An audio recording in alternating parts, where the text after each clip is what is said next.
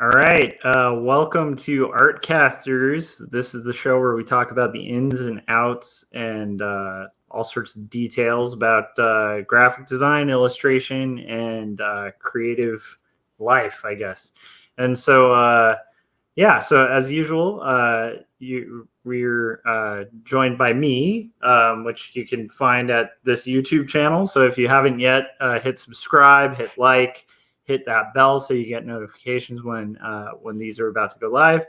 And you can find my stuff at joshuakemble.com. And you can also find a very short preview of a book that's currently being shopped by my literary agent to different publishers about faith and mental illness that I hand wrote and hand lettered and hand inked at quarterlystories.com.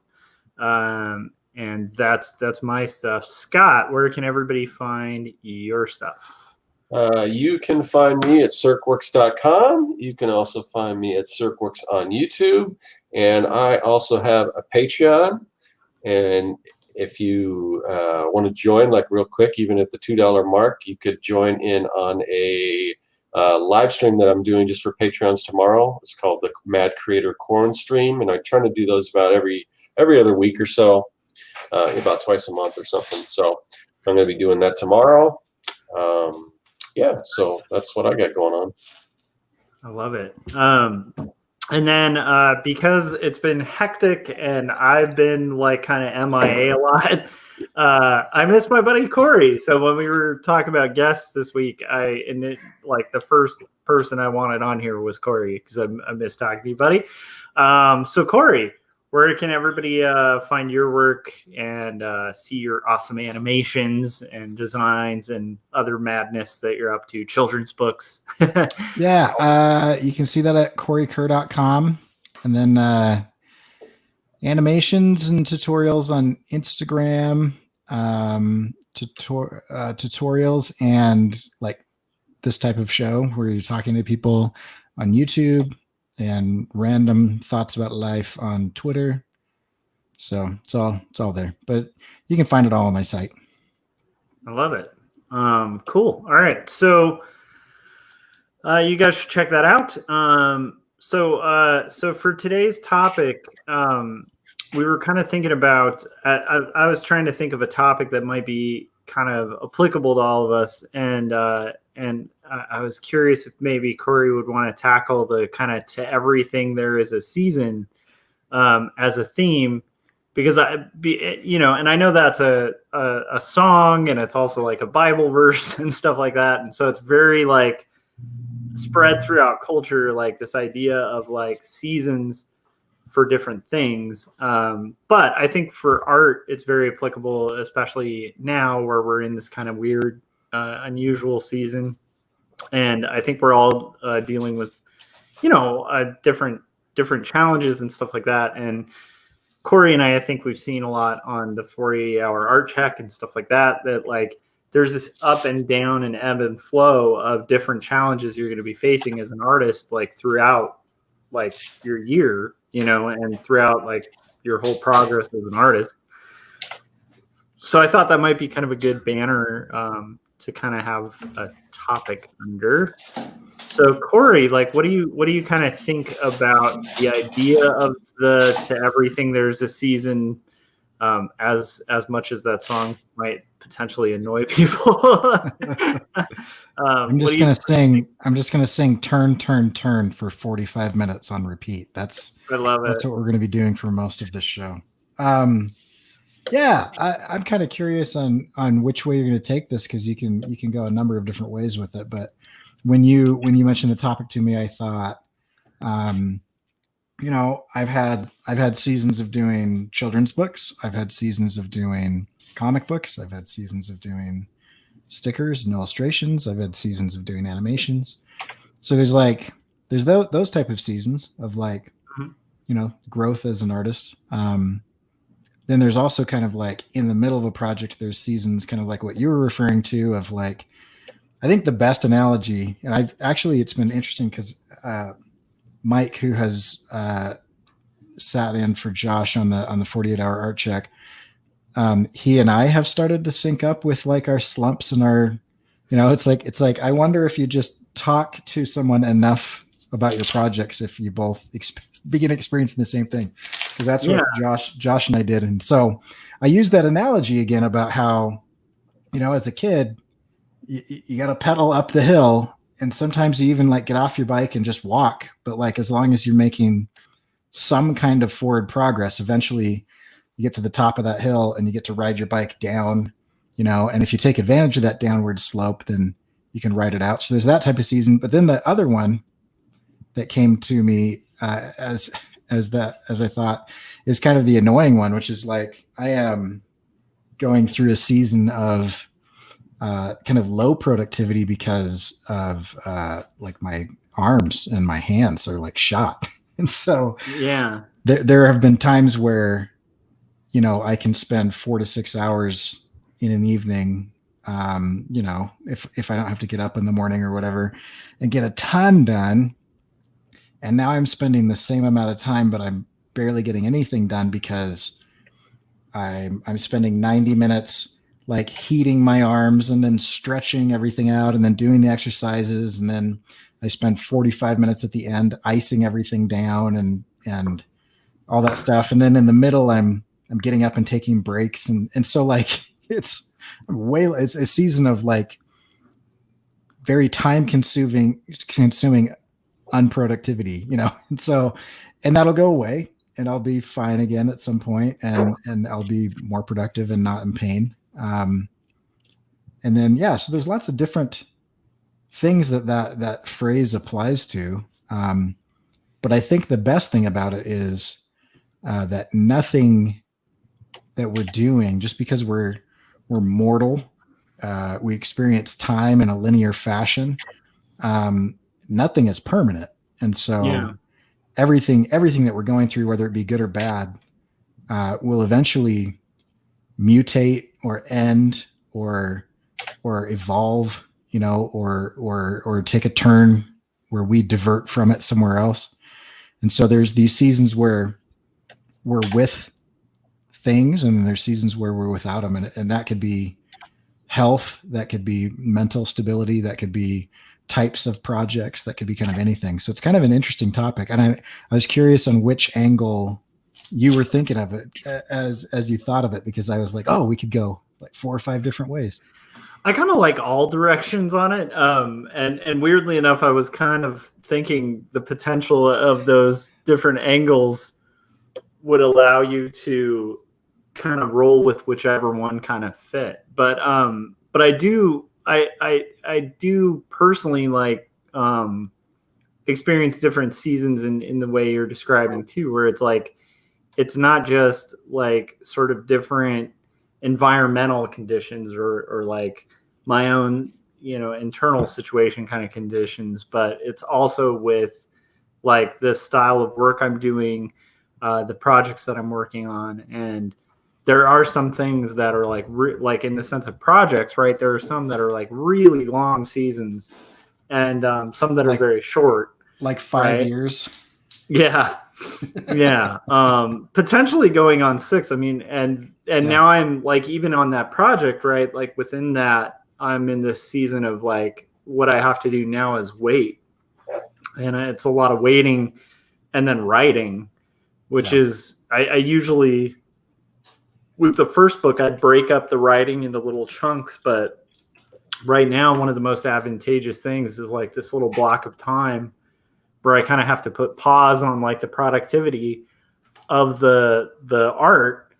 And so that's allowing me time to like really refine and get the script out of the way so that I can just bang it out. Like when it's, if it's go time, if I'm fortunate enough to get a deal.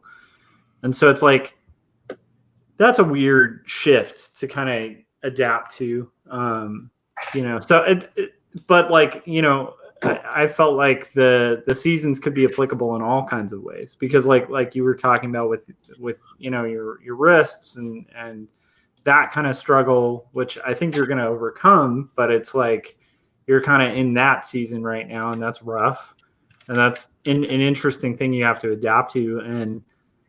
And yet, like, also like most artists right now are kind of in unprecedented time where they're having to kind of adapt and flow with this weird season we're all in, you know? Yeah. And so, yeah, I mean, I guess that's my rambly way of saying I kind of meant everything. I'm being a really bad client right now. Who's like your that bad target art audience? client. Who's your target audience? Everyone. Everyone. No, give me a demographic. What's your 0 objective? to 99. Where do Yeah. they live? Everywhere. No, be specific. What's your objective? Make it viral. Yeah, I want it to What go is viral. it though? Like where do you want it to go? Just make it viral. And what are some of the competitive advantages of your product? It's better. It's kind of like when It's you better and less money. I was going to say it's kind of like when you tell somebody to niche down and they're like, okay, my niche is manga. I'm like, okay, that's not that's not really a niche. That's like a huge industry. my niche is comic books. You know, like I really like to cater my comics to people who read comic books. Like that's really my target market. Yeah, so well done on being that guy. Totally. But I mean, like, why don't we start with seasons which does any of those like kind of ring a bell for you, like in ways you want to move forward in the conversation, or should we just start with one? Well, one that kind of rings a bell that I used to beat myself up over is I kind of used to joke that my kids will never be able to describe what it is I do for a living, because I have like job ADD, and I have kind of project ADD where I start and finish projects, but you know, like, am I a children's book illustrator? Am I an animator? Am I, you know, an editorial illustrator? You know, what am I? I don't know. I just make stuff. Right. And it can be at one point in time, it became somewhat where I was just like, oh man, I just can't commit to anything, and I can't. But now, you know, as I'm going on doing this now for 8 years. I'm 8 years into this little 10-year experiment that I set up to do. And I'm realizing that it's not so much distraction as it is kind of progress. And so the seasons, at least of like the type of projects that I'm doing for me, have been kind of like falling forward, you know? Yeah. And so like learning how to draw by doing comics, you know, led towards, you know, more higher paying illustration and more interesting kind of illustration, and then character design. And then that kind of led towards a number of things until I met animation. And I was talking to Jim Lujan the other day, and I was like, one of two things is either going to happen. Either this is the culmination of this decade-long journey, and I'm going to animate stuff mostly for the rest of my life, or something else that will build on the last 8 years. You know, I don't know what that would be. But you know, but I didn't ever think I would get into animation. And, you know, I mean, I went to school for graphic design, not illustration. And so, you know, I mean, at one point in time I was set on being a photographer. And that was, you know, like 2005, got really into photography. And each thing I've done has led to the next thing, you know? And so when I started to try to teach myself how to draw, I wasn't starting from scratch. I wasn't starting from like, you know, I know nothing. I knew graphic design, I knew film, and I knew photos. And so compositionally, I was already pretty solid on the composition. I just had to figure out, you know, a lot of the other things, technique and anatomy, and, you know, blocking, some of those things. But each thing has been a progression. And so you could look at it one way where it's like, oh, so many different seasons, this guy just changes his mind all the time. Or each one actually led to and built on the last thing that I did. And so each time that I started something, I was never starting at ground zero. I was standing on the shoulders of what I just completed. Yeah. It's funny. For, you know, I'm actually working like directly in-house again, which is weird because it's like, you know, when I get to work, I have to take like a test to make sure I don't have a fever and like sign a form and like wear a mask the whole day, which is really like claustrophobic, like to wear just a face mask all day. But what's weird was like the week before we were back in house, I was sitting editing like an animation on After Effects, which I kind of learned on the fly kind of for fun, like partially because of the 48-hour art check. And then here I am doing it for my work. And then being able to use a lot of the weird stuff I've kind of acquired through doing YouTube videos to like, and getting paid to do that. And it's such a weird thing where it's like, here's the skill I was kind of doing for fun. Like I wasn't really acquiring that for professionalism or anything like that. Like I was literally doing it as more of like a hobby or an exploration. And yet here it becomes another tool in my belt as an art director of like a skill that I'm acquiring. And yet I'm still new at it. So of course I messaged Cory with like a really basic, kind of easy to figure out question about After Effects, which by the way has a lot to do with the weird design and build of After Effects. I don't understand why they don't kind of, that's the one thing I'd have to say I'd love to see them improve on would be the rendering during preview experience is just, it's a headache. But anyhow, the point being like, yeah, I totally relate to what you're talking about. Like the idea of like, you know, I think when you're in it, it can kind of feel like you're jumping to a different thing, like at the time. But I think that is definitely one of those things where in hindsight, you can kind of map it out and be like, oh, like those all led to each other. Mm-hmm.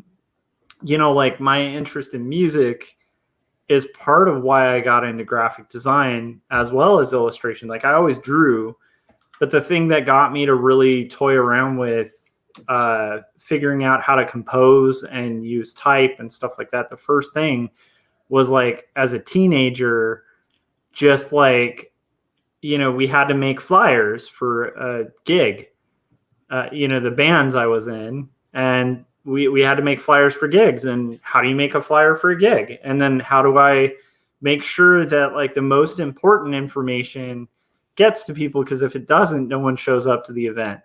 So then you start figuring out like weird things that are actual graphic design principles, but like the hard way before I even really knew much about graphic design. You know, it's like here I am thinking of like order of hierarchy and like all the valid information, and is it in place, and am I spell checking, and is it aesthetically pleasing, is it fun to look at, does it grab people so that they show up to the show, is it legible, right? Because it's like if you make a flyer people can't read, no one's going to show up to your show. So like a silly thing like kind of messing around with music like when I was younger like led to by the time I got into art school, when I was messing with Photoshop, it made a lot more sense to me because I had literally cut out and made like handmade flyers and photocopied them, you know? And so it's like, oh, you just are kind of doing that, but it's way easier. Like, yeah, I don't know, but I definitely agree. Like it's an interesting thing where those different skills, like those different kind of seasons of your art career can kind of all connect and build on each other and kind of lead to the next thing, you know? What about you, Scott? Like what have you noticed like different seasons in style and interest in your art career? Yeah. I mean, I feel for me, I'm kind of thinking in a way, I'm about to wrap up a season with this, you know, with this whole YouTube series thing I did. I mean, that's pretty much a season. I mean, I started, I forget when I started it, but you know, maybe a little longer than, I mean, if you're talking about a season, I know this is, you know, if you're talking about a season is 3 months, but whatever. Sometimes they go longer or shorter, whatever. It's like a happy hour. It's longer than an hour, you know, usually. But yeah, so I'm kind of rounding the corner on that. I shot the last 2 videos. There's about 3 more weeks worth of content. But then after that, that's basically the end of that season, and I've got to think, well, what's next? So that's the other thing that anyone who's ever, I mean, obviously the major comparison when you talk about seasons would be television. So when you think of actors that are on a show that goes season or it goes many seasons, and when they decide, oh, this is the series finale, and then it's kind of like, okay, what do I do next? So I'm kind of in that phase right now. I just got a lot of questions on kind of what I want to do with my YouTube channel and where to go with everything, and like the song says, maybe I don't remember the song, I guess, but I mean, the season will eventually end, so you kind of have to prepare for that, and then and then also I was thinking about like the way I do Instagram, and I haven't posted anything on Instagram for since October, really. I think I put one ad up for when I first started this series. My intention was just to, while I was posting on YouTube, was to also post on Instagram, and it was just with all this stuff, it was just too much, so I kind of let Instagram slide. But if you go through my Instagram feed, it's not really, it's consistent, but it's not. It's basically like seasons. Like I'll do Inktober, so I'll do 31 days, and then I'll do another project. So if you'll look, like if I'm working on a particular project, I'll share a lot of stuff from there. And I don't know if that's a good way to do it or not. I because for me, I want consistency. I don't just want it to be random, but I also don't want to keep doing the same thing. So I'm very kind of like season or project oriented on Instagram. And when I eventually get back to posting more on Instagram, I don't know if I'm going to continue to do that or not, because I guess that's a reflection of kind of my career lately, because it's changing now. I'm sort of trying to first I was, well, I don't want to go back all when I previous to what I'm doing now, and my career has had lots of different changes, but previous to what I'm doing now, I was working at a art day job, and then I was doing my stuff on the side, probably about just as much, so about half and half. And then I got laid off, so then I doubled down on just my work, my client work, and everything. And now I'm kind of, partially because I want to, and partially because the client work's going away, I really want to focus on just stuff for me. So it's constantly changing, and I'll get, I started getting into like the KDP stuff, which I'm going to get back into, and I was doing merch, and then merch went away and all that stuff, and because of the pandemic and everything, I decided to double down just on digital products. So that's kind of really what I'm focusing on. And I guess, and then for better or for worse, I think when I tend to focus on one project. I mean, I'll do other things here or there, but I put the bulk of my time into one project. Other than, I guess right now it's kind of two. It's I'm working on the YouTube stuff, and then these digital products. So I know for one thing, when I get back to doing YouTube, it's going to scale back to, either 1 or 2 videos rather than the 3, and they're probably not going to be as highly produced, which will give me more time to work on this other stuff. But but I kind of, I liken that to just seasons. I see that in my own career looking back. It seems like whether you want to call them larger projects or seasons or whatever. Also, the other thing is, and I don't know if you guys want to touch on this or if you have other stuff you want to talk about, but when you think of seasons in the way of television, like for me, when I talk about seasons, it's like a project that I do, but after I'm done with it, I may not return to that. Where a season, you may work on a particular project, but you may need to just take a break, take a breather, step away, and get back to it. And that's not necessarily something I've done, but sometimes that's good. There's always a danger of stepping away and not going back to it. But whenever I've done that, it wasn't intentional. Like, I'm going to step away from this project and go back to it. Other than my comic, which I could say that with my comic. I definitely have stepped away just because I just can't afford to work on it right now, because the comics take much time and don't make enough money. And right now I need to focus on that. But once I get back, once I build that back up, I definitely want to return. So the comic book is like sort of that season thing. So I guess that's one thing. But I don't know. What about you guys? Yeah, I mean, I definitely relate to the comic thing. For me, like the quarterly stories thing has just been an epic amount of time um, invested into a singular project. And what's unusual about it, as opposed to what I've done in the past, where I've worked on comics, is it's primarily most of what I've done.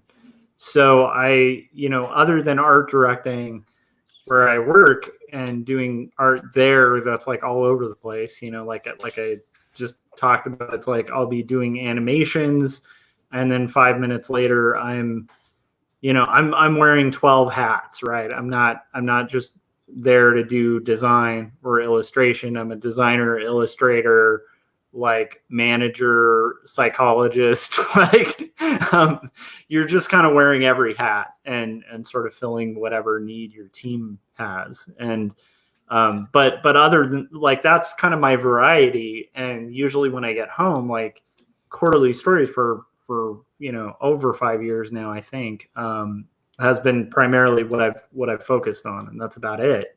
So it is interesting to be at a point where I'm trying to kind of balance and continue my daily habit of working on that project, because I know the next book is an equally big project, and I'm hoping it won't take as long to execute, because it's much more focused and ready.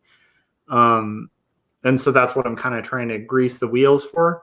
But it is interesting to have a point of pause, and almost maddening and a little discouraging too, to like go through the whole submissions process. And I've been sharing some of the feedback with you guys that I've been getting, but it's always a bummer when like a major publisher is like, this is brilliant, it's great, we love it, we love everything about it. Yeah, but we can't publish it. It's too much of a risk.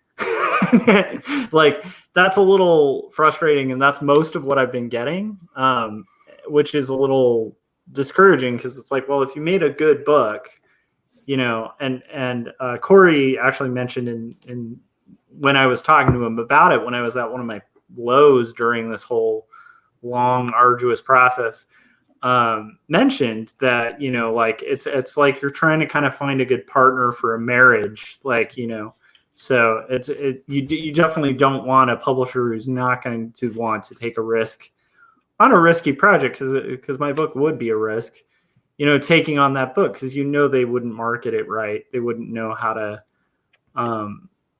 get it out there, like, so it's actually, in the long run, it's kind of better that they don't, but it's still a long, arduous, discouraging process. And as I'm creeping towards 40, it gets a little more discouraging, in the sense of, did I just waste like 6 years, but that's kind of also another thing.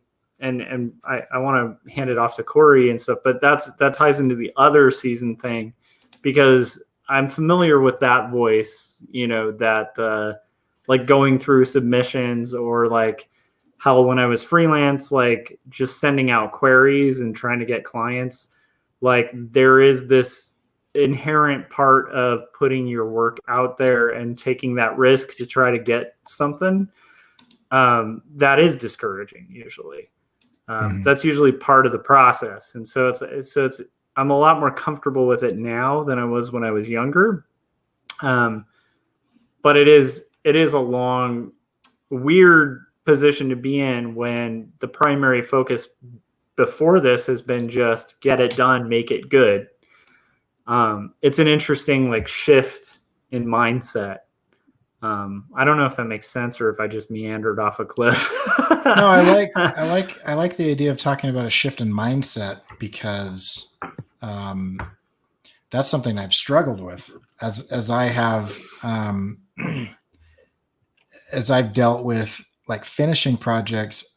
I've noticed that I'm not good at changing like my mindset about the project. Like, where was this gone? Oh, there's a comment. Yeah. So this comment is great. Austin Kleon talked about the process of writing a book, where there's a season of doing the creative work, and then there's the harvest season of touring and promoting the book. I'm like that farmer who like plants the seeds I till the ground, I plant the seeds, I take care of it, I grow it, and then I'm like, oh, it's time to harvest. And so then I move to a new field and I ignore the old field and I just let it die on the vine and wilt away and blow away as chaff. So I haven't. I've got 4 or 5 fields that are like, ready to harvest, and I'm not harvesting anything. Yeah. It's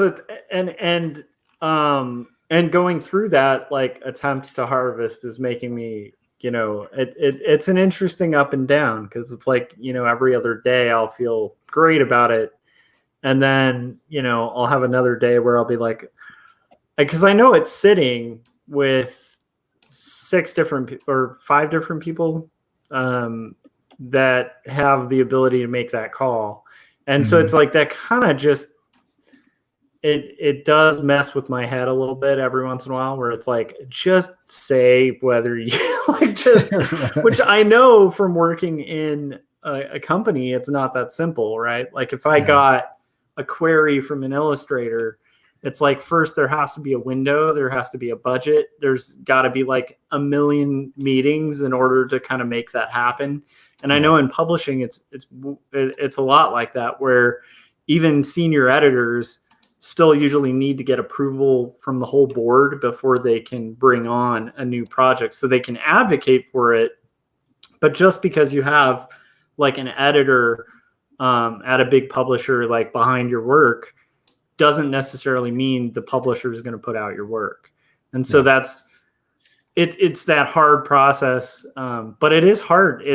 And to me, that's one of the baffling parts. Like when I was a younger artist, the difficulty seemed more in the planting the seeds and learning how to grow the crops, right? Yeah. As an older artist, now it's like, I kind of have a good yield, like I have a good field, and now it's like the harvest that's the hard part, where it's like trying to figure out, okay, how do we do that part? Because I've actually made something decent, right? And it's and it's reflected by, like, when I was younger and I'd submit stuff, the response was usually like, oh, you got to work on anatomy, you got to work on this stuff, like this part of the story needs to be punched up, like, the writing's a little weak here, it's too many talking heads, whatever feedback I'd get.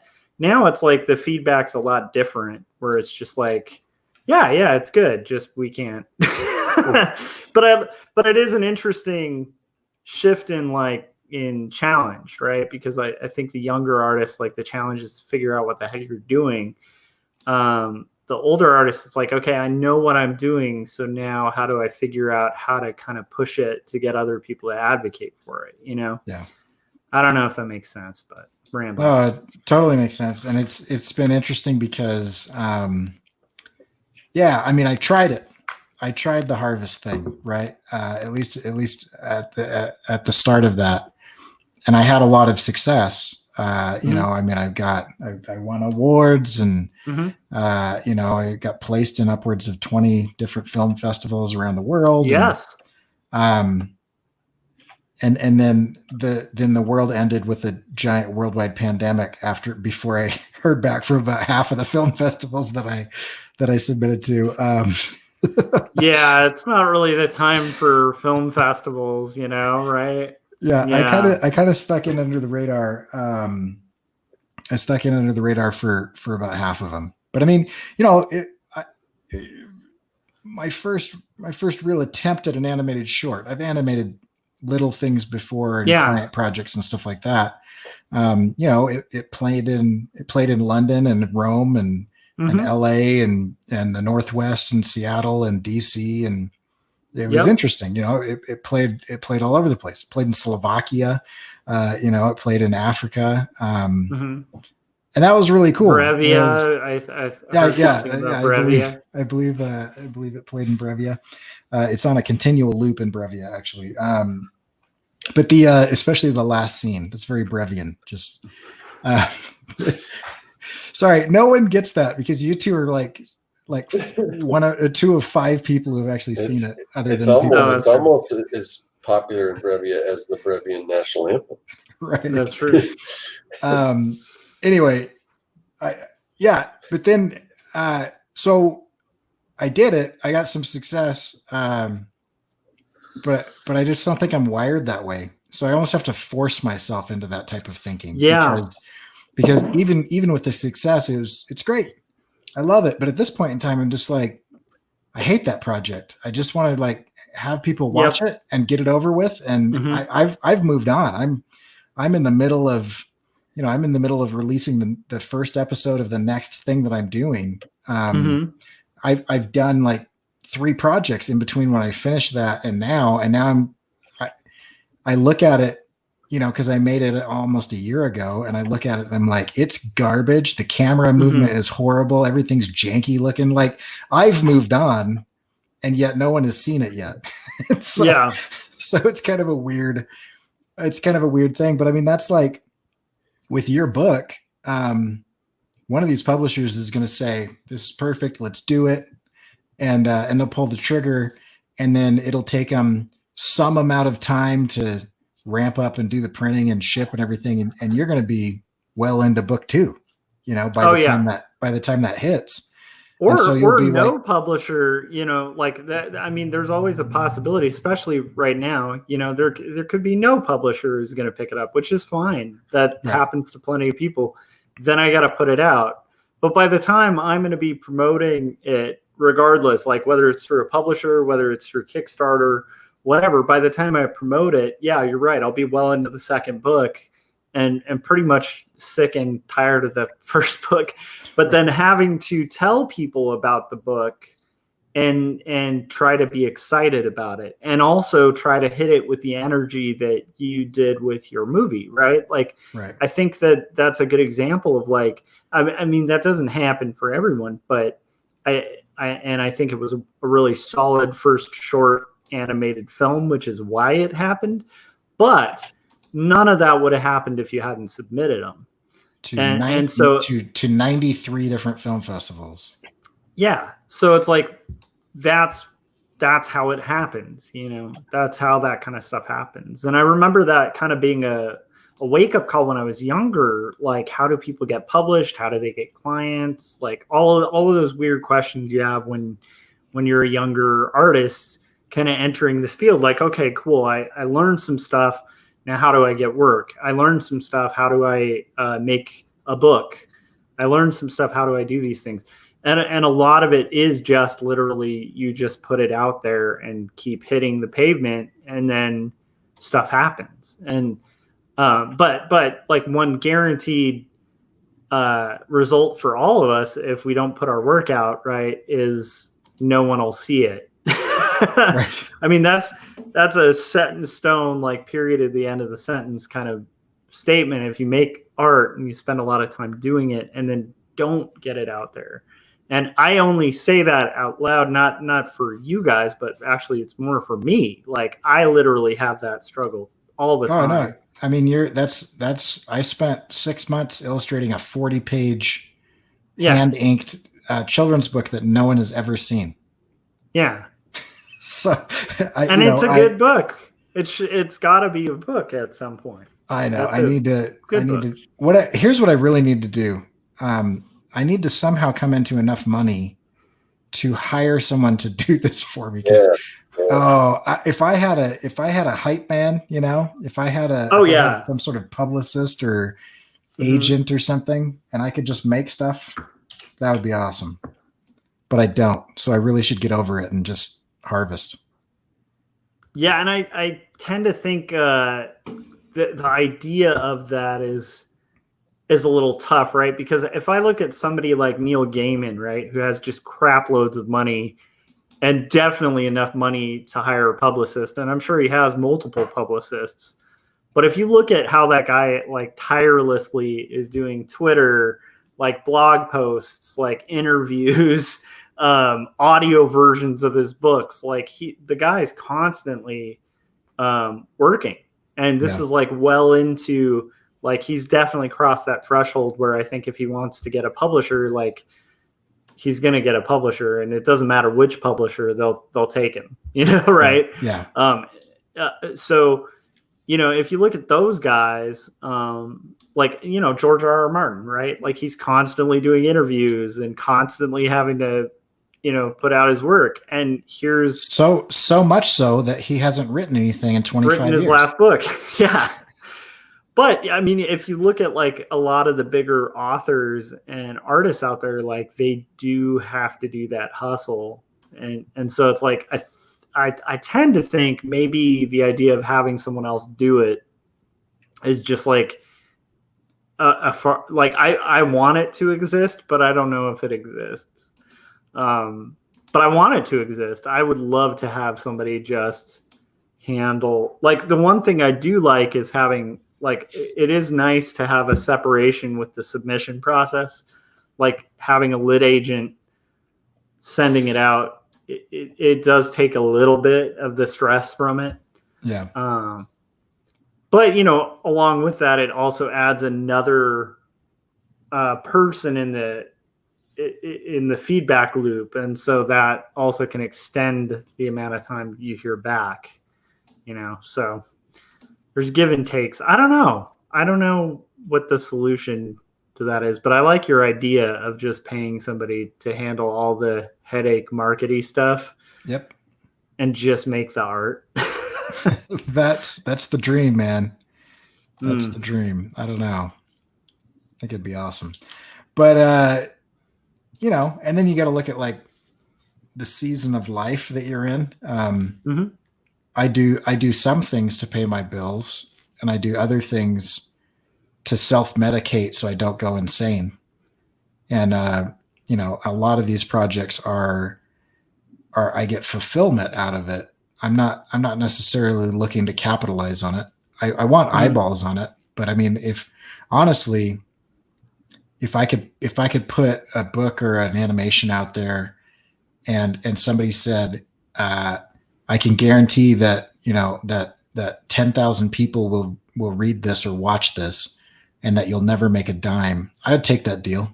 I'd take that deal in a second, and so, but I mean, when I was 25, I'd take 20 people seeing something and getting paid $1,000 for it, because I needed the money. And so, and I do lots of things because I need the money. So it's not like I don't need money, but there are certain things in my life that I choose to say, this one, I will take the money if it comes, but that's not why I'm doing it. Yeah, exactly. And I don't think you could have spoken that in a better way, because it's like when I think about Quarterly, right? It's like the project of that book is a book that I think needs to be out there. And pretty much like my main reason for even wanting a bigger publisher is distribution. It has nothing to do with money or, wild success. It's just, I want readers. Yeah. And so, but you're right. Like a younger version of me would have taken the money. Right. That is interesting.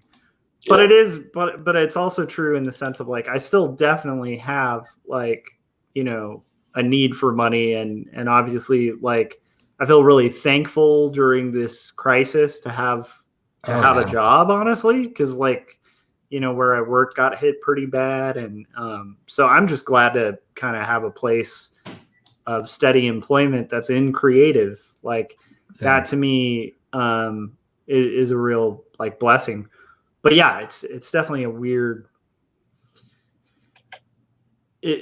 juxtaposition of like the younger me who would want the money part of success, whereas now it's like more of like yes, I'd like to have a roof over my head and food and stuff like that, but I'm more interested in readers or viewers, Yeah, I find that with I was approached with a comic book project, and I could have probably used the money. I mean, it's a paying gig and everything, but I can't even really work on my own project right now. But if I'm going to work in comics, it's going to be my own thing. And I know once you get involved in a big project like that, it's like, I just know from experience that it might be nice to have some money coming in, but for one, I just know I could, if I really needed to, I could find other ways to bring in that amount of money that wouldn't take so long to give me an opportunity to work on my own stuff. But also, I just rather work on my own comics.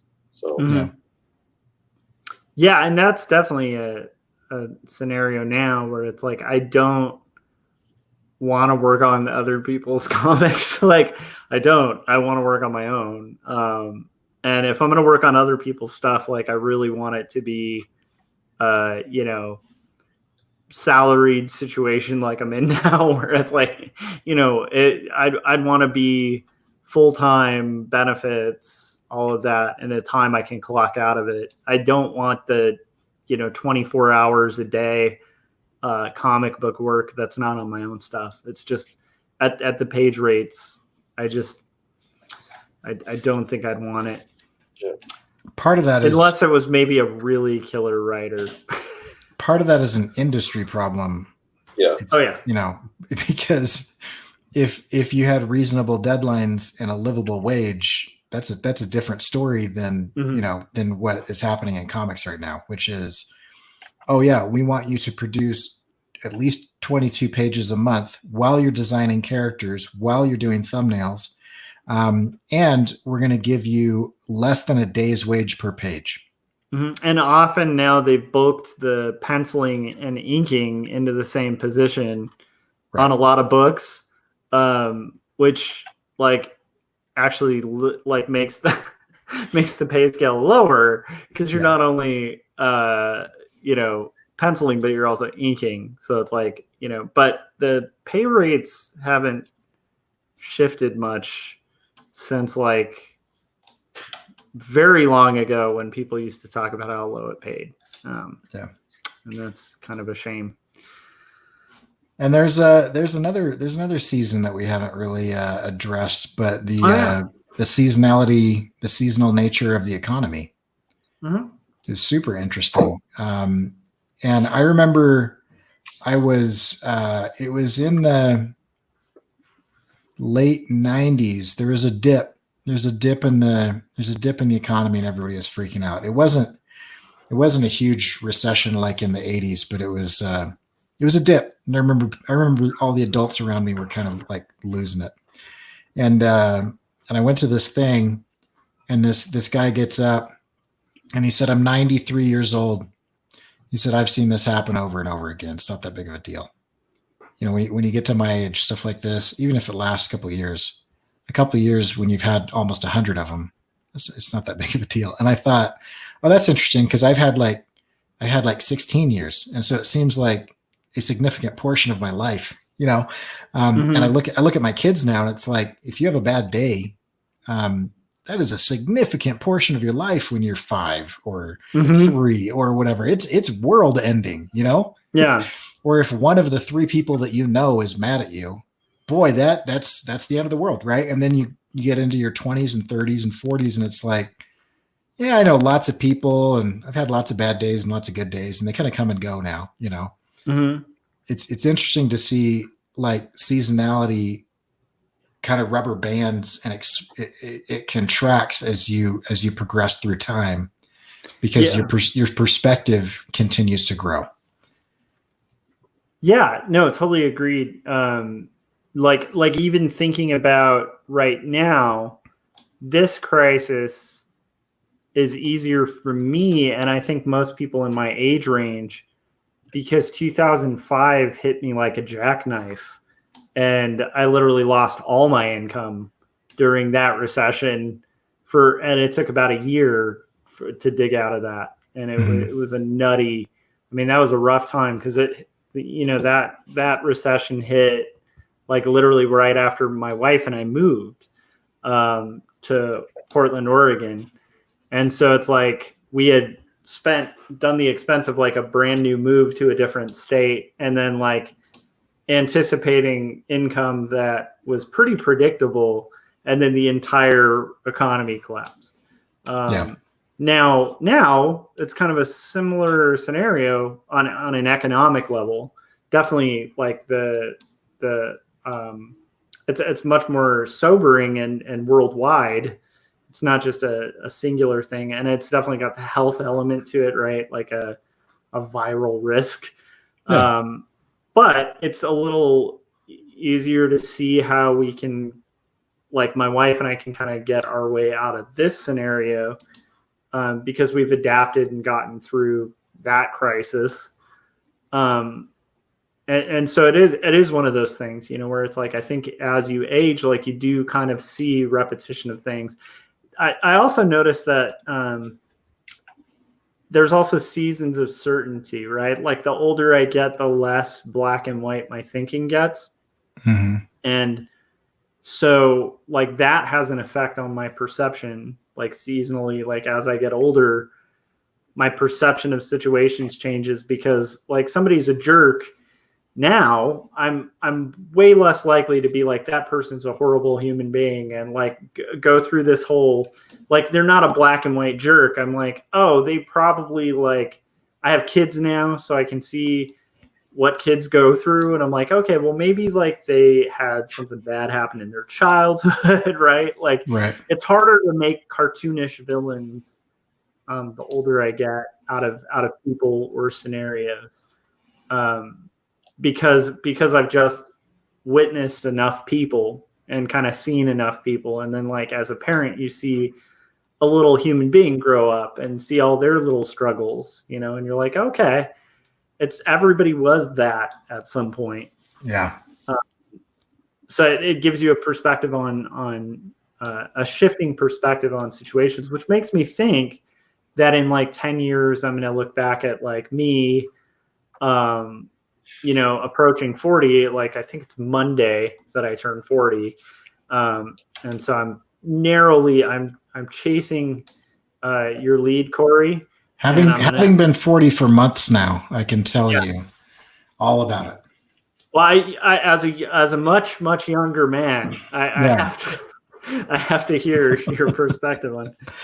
But it is interesting as I'm creeping towards that, like there is a little bit, I definitely haven't had like a moment of like, I want to get a sports car that's red and like, you know, basically like leave my marriage and do it. Like I've heard of that happening when people turn 40 and I'm like, nah, that hasn't really hit for me. But the one thing that has hit is like, as I'm getting closer to it, I'm like, I really wanted a book out by now. And I haven't gotten a book out. That's bugging me. Yeah. You know, but other than that, like it hasn't been like what I was anticipating or was have heard it has been. I don't know. Cory, What you should do is buy a Harley Davidson. That just makes everything better. You don't really care about age or anything else once you own a Harley. So. Yeah, see, I don't like that kind of risk. That's the thing. My version of a crazy sports car is like buying a guitar, a really nice guitar. Or taking up being a luthier. Oh yeah, that's true. That might be a little bit of it. Yeah. You kind of in the middle of like, I was a little worried because for those that aren't following like closely along. You're coming down the home stretch. You have about 2 pages done on a comic that's taken you 5 years. And then all of a sudden, out of the blue, you're like, hey, I'm going to teach myself how to be a luthier. I'm going to replace all of the parts on this guitar. Like, look at, I got a filing tool. I got in there and I'm like, I've got a nut ruler where I'm going in and I'm like, I'm getting like the frets exact. And I was going, are you going to finish your, that's cool. That's pretty awesome. But do you remember that? And you were still working on the project too. But yeah, it was funny. No. That's always been like, and this is an interesting thing too. Like even now, like there's this. I have this side hustle. Like it's like if my art wife is my comics, my mistress is music. and interferes with the productivity of comics because it's like I really enjoy working on music and stuff like that. And that's another thing. It's like you know, with there are kind of different seasons for that kind of thing too, where it's like you know, with your interests, like I think there are going to be seasons like Cory, like you were describing, you know, there's seasons of animation, there's seasons Right. of where it's like going to be way more about like YouTube style videos where it's like it's more you actually having a presence on camera rather than just drawing. Right. And then there's going to be seasons where it's mostly your art on video. You know, I think it's, I think that's kind of one of the, I think that like I'm more comfortable with that as I get older. I don't know. Scott, what do you think? Do you think we're just stupid?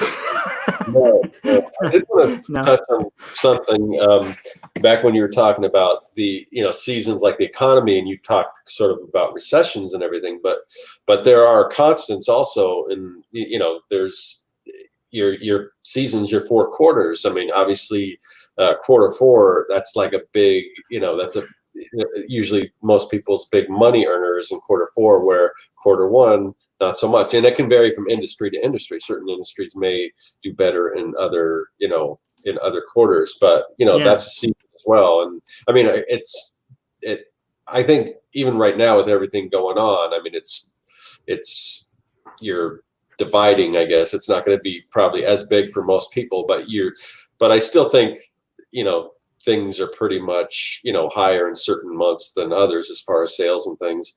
Agreed. Yeah, except when your Q4 has COVID, that affects Q4. Right, but I'm saying, but yeah, I agree. If COVID the whole year, your Q4 is still going to be better probably than those other months. I'm guessing. Yep. That's true.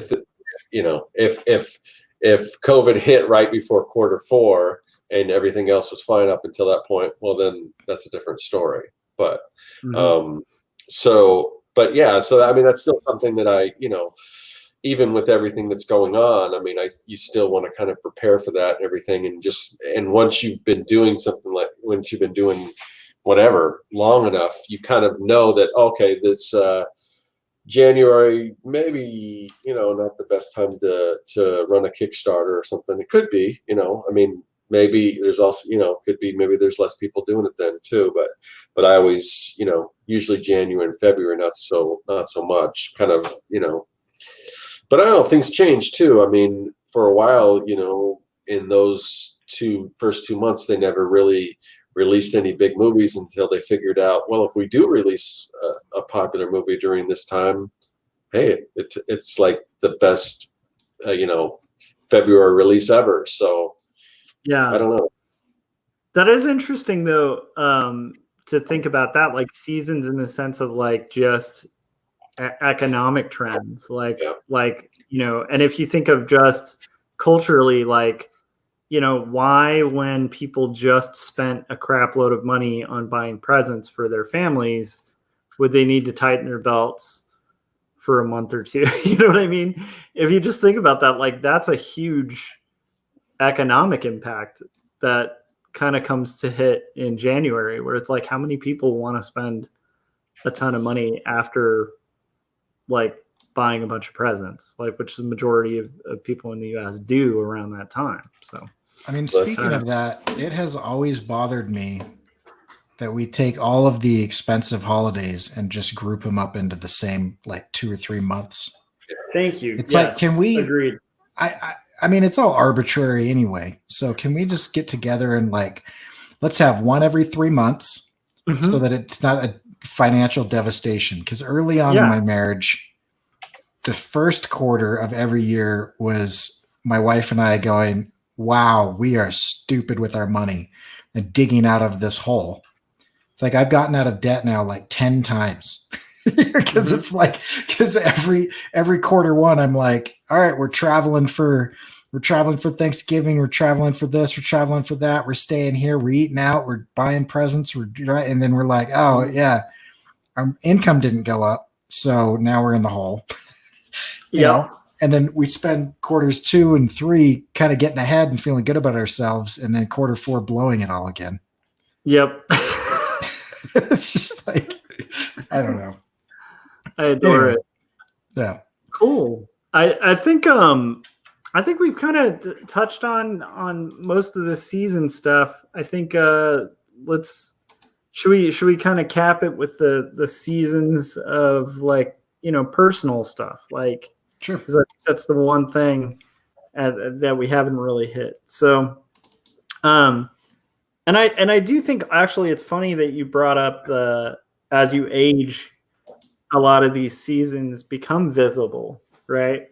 Yeah. So it is kind of interesting, like thinking of like the 90-year-old version of all of us that's like looking back at us when we were younger, being like, oh yeah, we were through that. I know that season because that season happened all the time, Yeah. So like, how do you guys navigate that? Because I mean, I think that's kind of the seasonal thing. I think we've all touched on a little bit, like, navigating furloughs and layoffs and rehirings and career shifts, and then at the same time, like also health shifts, right? Where it's like you're going to have seasons where you're in peak, like just on point, and then it all gets thrown out. On a microscopic level, it's like when I'm actively working out pretty much every other day, right? Everything's great until there's just 1 week where it's just not. And then that like little routine is just not possible. So how do you guys kind of navigate that sort of thing, like that? The job thing, ups and downs. Yeah, the ups and downs of the job thing is I navigate it by having a constant state of anxiety in the back of my mind at all times. I think that's I don't know that I've really figured out how to do that in a healthy way, but it sure drives me to get better at stuff and to add value at work. So yeah, I don't know that I have a good answer for that one.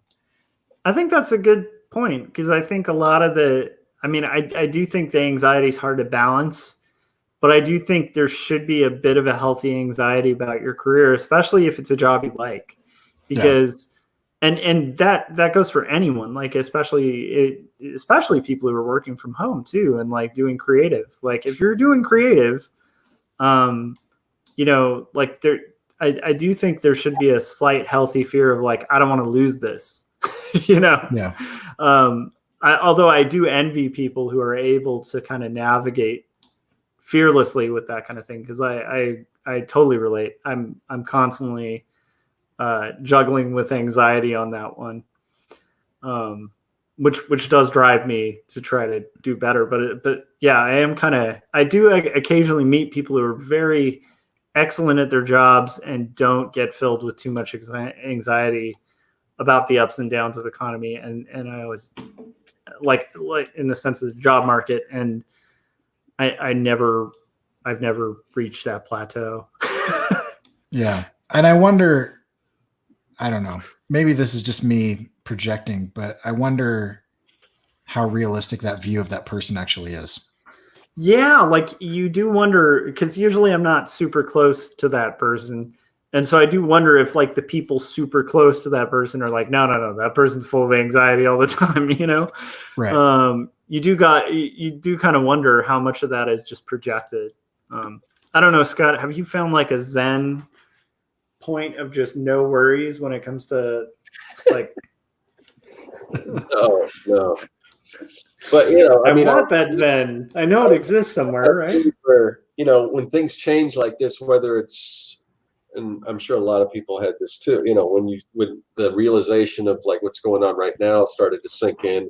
At first it's like, oh man, what do I do? My clients aren't paying me and all the stuff. And then I kind of guess I switch into, okay, well, what do I do about it? And then, not that I'm a marketing genius, I'm far from it, but I do my best to try to figure out what would be the best thing to do. And it's complicated. Maybe I'm wrong or not, but I just try to use as much common sense as I can. And before they even, when I was doing merch, before they even shut merch down, I just like, well, if everyone's indoors, people might not be buying t-shirts, because the whole idea of buying t-shirts is to show them off. And I guess you could show them off online and stuff too. But so I just figured, well, maybe I should pull back on that. I'm like, you know, and then the shipping thing, I'm like, I probably shouldn't concentrate on physical products because it's going to be hard to ship that stuff because people need to ship essential stuff more than anything. Yeah. So I started focusing on digital products. So yeah, I mean, that's kind of my train of thought when I'm, you know, as far as that type of thing. So. Yeah, I agree. Like the first, the first week where it like just all dropped out, and like for a bit, it looked like my income was just like done. I mean, it did for a very brief period, just kind of drop out. Like, and it was more than half our income, and my wife and I are in a very similar scenario to what Cory was describing about kind of getting out of debt. Like we're in the process of that. So because of that, it's like artificially like we're living week to week because we're putting a lot of that money towards getting rid of debt. And so having that stream just cut like that was like totally like what you're talking about, where it's like, okay, so this is scary. I don't know what we do. And then like instantly after that, it was like, well, here's what we can do. Like Mai has, kids books coming in. So that becomes the priority because it's like there's, income from that. And then similarly, like I have a book that is sitting here. And so I can like pursue literary agents and like pursue getting that packet and stuff built, because what else can I do? Right. And then, but like, I agree. Like the idea of like, kind of like when you're in the deep end, like freaking out is not going to help because you're already, in the deep end. So you got to paddle, like, and if you see a direction that looks like land, like go. And I think that's a good way to navigate too. But honestly, I admire the way you've done it, Scott, because like you shift pretty well, like with some pretty tough situations, and like are able to kind of find a way. And it's been inspiring. Actually, that was inspiring for me when we were going through that too. Yeah. Well, I think the key is that I had already had my feet in the water on some of this stuff.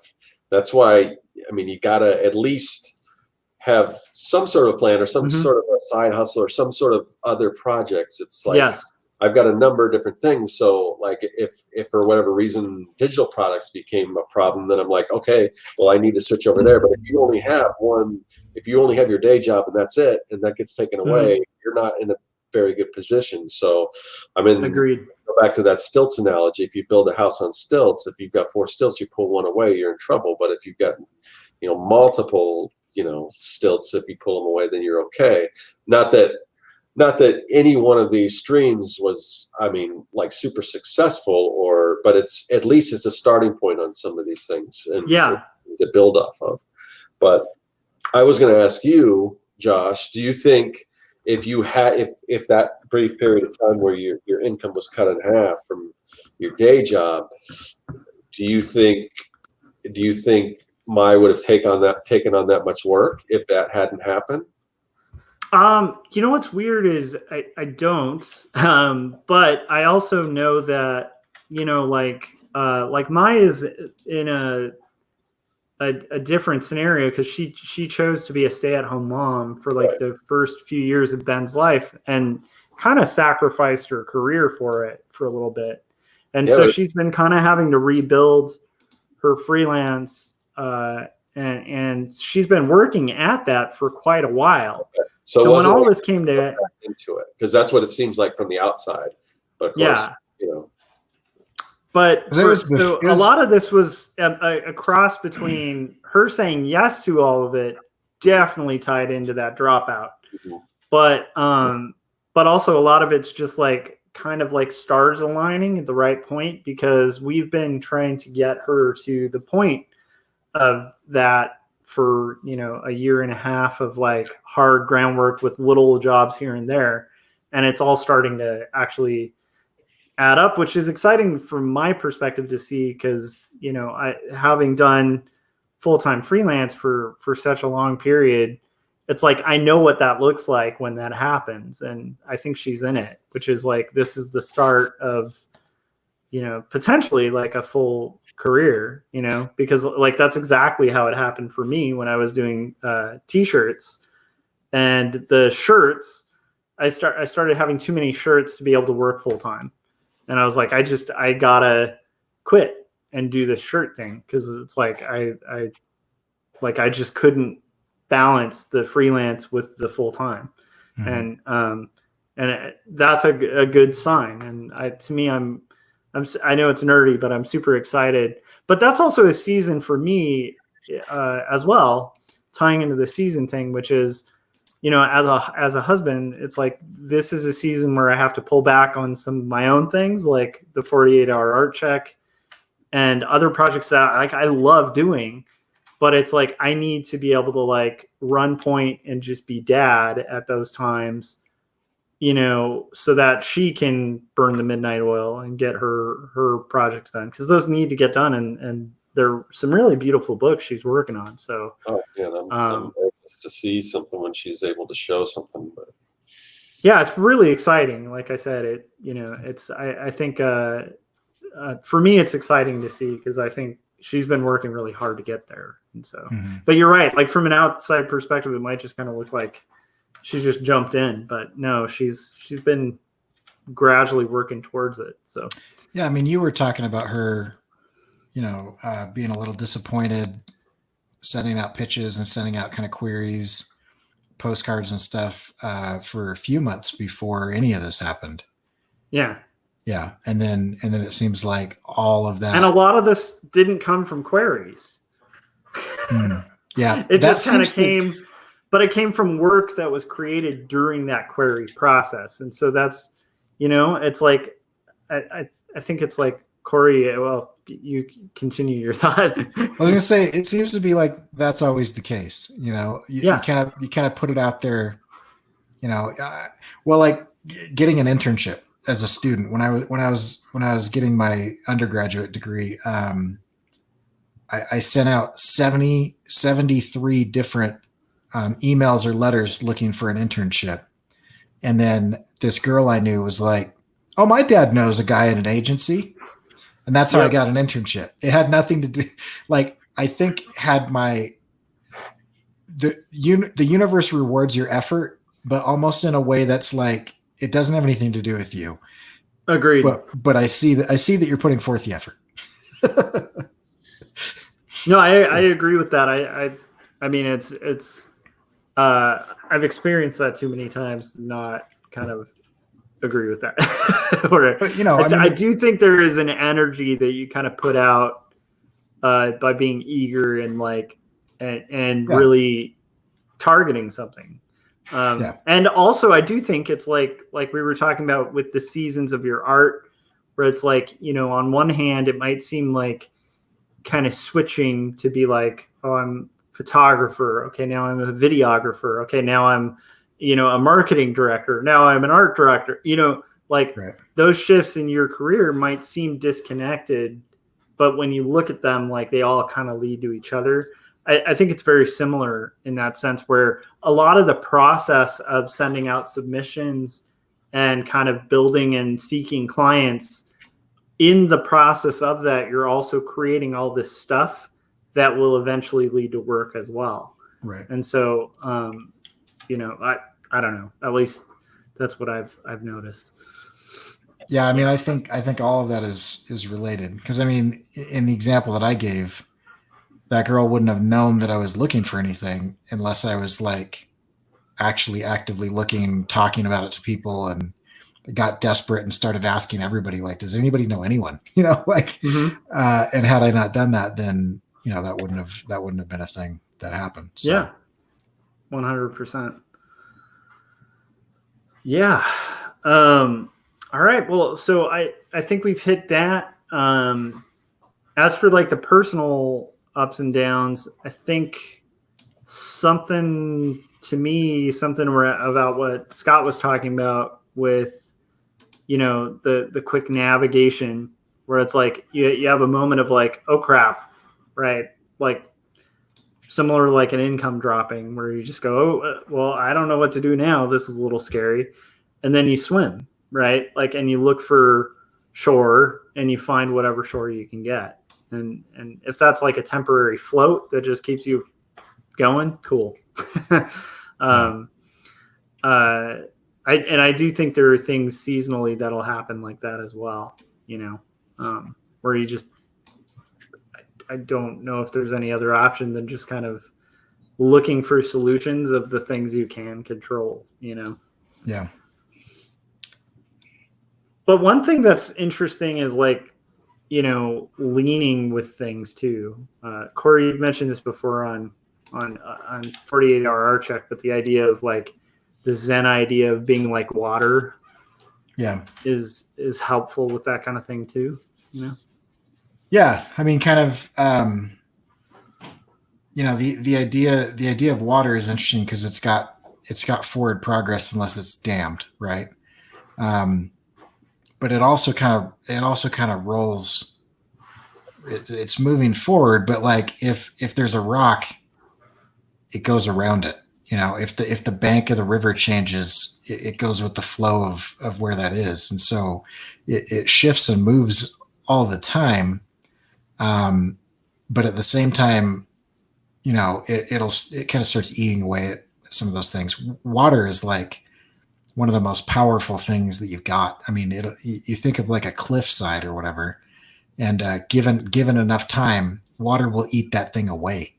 But it doesn't stop and freak itself out, and say, oh no, there's a rock there. It's just all right, well, where else can I go? And it kind of flows. And so, and as a kid, I know this is bad now, but as a kid, we used to try to just dump a bunch of rocks and tree branches and stuff. And it was fun to watch the creek or the river kind of change. And they were hey, we affected that. Now I realize that's not great, but, right. Yeah. Yeah. That's, human beings are not supposed to act like that. But anyway, yeah, I like the idea of water because it moves forward regardless, because that's in its nature. It's going to travel in the direction, no matter how circuitous or how curvy the path is. It's got a vector and it goes that way. Yeah, I also love the idea of this water crashing against a boulder that it can't get over, and just instead kind of going around it. But gradually, because it went around it, that boulder will erode. It's just a really good, I do think it's a good visual. I also think that's just kind of creative. Creative work is hard to get, and it's hard to do. And sometimes you're going to be crashing against a cliff, but you also at the same time have to be flexible and kind of flow with it. I love that idea. Isn't that a Bruce Lee vibe? I think that was a Bruce Lee thing. Yeah, no, he described his form of martial arts as being liquid, and he kind of had a fusion of several different styles of martial arts. He mastered several different styles and then took the best of all of them and incorporated it into the concept of water. And so that's where the 2-inch punch comes from, or kind of in Tai Chi. It's not a brute force situation. If your opponent's coming at you, you use their momentum to redirect them to where you want them to go, rather than trying to stop them and beat them down. You just redirect them and toss them. And so he used a lot of that type of dynamic to build, and I can't remember what he called it, but to build his own style of martial arts, which I don't think anybody else has ever been able to master, because you basically have to be like Mace Windu and learn all forms of lightsaber combat for it to work. So it's not an easy one to learn. I think he's the only one that's done it. I love it. Bruce Lee was a waterbender. All right. Well, so I think that might be a good place to kind of wrap it. The idea of that. Is there anything else you guys want to kind of tackle on the seasons? I mean, obviously it's a broad, crazy topic, but I also wanted that because I like rambling, and so does Cory and Scott. So it's a nice little rambleable topic. Yeah. Yeah, and open-ended, and I think allowed us to kind of explore it a bit. What about you, Scott? You have anything? Yeah, because for such a broad topic, we covered so many different angles of it. It was interesting. Yeah, so definitely a fun idea. Speaking of like being like water in different seasons, thank you to everyone who's joined us now with all the craziness going on. And I'm sure there's a million live streams at this point, probably of family and stuff for a lot of people. So thank you for choosing our stream and for hanging out with us on Artcasters. It makes it really fun to just kind of see everybody goofing off in the chats and contributing and helping our show be better. So thanks to everybody out there for doing that. And I guess with that, we'll just kind of let you guys know where to find us again. And then also Scott's going to let you guys know where to keep track of all this craziness with Artcasters because it bounces back and forth. So we'll start with you're on my channel. You know where to find me. If you haven't yet, go to quarterlystories.com. And that's where you can find my stuff. Cory, where can everybody go to see your awesome work? You can see my stuff at corykerr.com, CORYKERR.com, and hit me up on. If you're interested in some of the crap I've had to drop a bunch of money on lately, just to keep my body functioning, I've got a new Instagram post that kind of shows my workspace that some people might be interested in. So go check that out. A lot of awesome original art in your studio too. So I think that'll be entertaining and cool for people. Yeah, and I have a video on YouTube a couple of weeks back where I go through and talk about each of those pieces. So you guys should all check that out. And I'm hoping if people follow the Artcasters, they should be following you, Cory. Yeah. You're practically the third Artcaster. All right. And then Scott, where can everybody find your work? And then after that, let people know how they can keep track of the crazy ping pong game that this show is.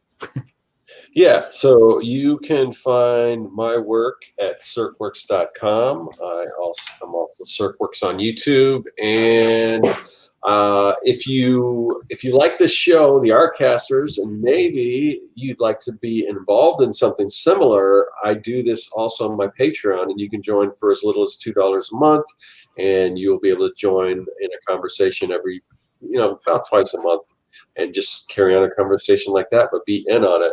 That's something that I'm doing right now for, the duration of this pandemic. So that's an option. Or if you just like watching these things and you want to know when something like the Arcasters is going to be every week, because we typically do it every week, but sometimes it can change days, sometimes it can change times. We have different guests on, we have different topics. So if you want to know exactly what that is, the best way to do that is to join our mailing list, because usually about 30 minutes ahead of time, I will send out a notice with a link and telling you what the topic is, who the guest is, all that kind of stuff. And that's probably the best way to do it, because YouTube doesn't always notify you. If you ring the bell, sometimes they usually will, but you never know. So it doesn't hurt to join that mailing list. And like I said, we don't spam you or anything like that. We just send out a message. Love it. All right. And with that, we will see you guys next week. Bye. Hey, everyone.